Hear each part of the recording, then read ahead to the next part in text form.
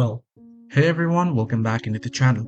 Now, if your game is crashing your GTA 5 particularly on your PC after updating the game, after the latest update, you're getting the BattleEye error that the Xinput file is being blocked or such error and your game is not opening up. Here is how you can fix it.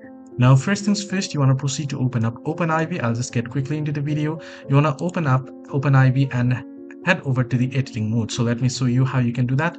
Open up OpenIV and head over edit mode. You can see here at the top, click on it, and click on yes, and you are on editing mode.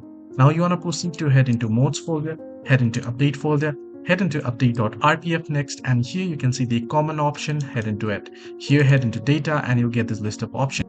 Now here you might have as well tried and removed the ASI folder, right? So now that doesn't change anything. The problem is the DLC list.xml file. So the problem is with this file that got updated along with your update. So you want to replace this with the previous version of this file. So I do have it.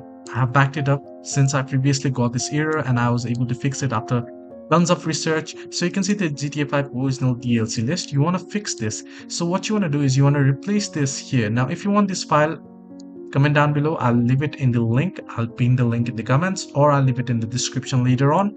But it's that simple and that should fix the issue for you. Hope this video was helpful. Do like and subscribe.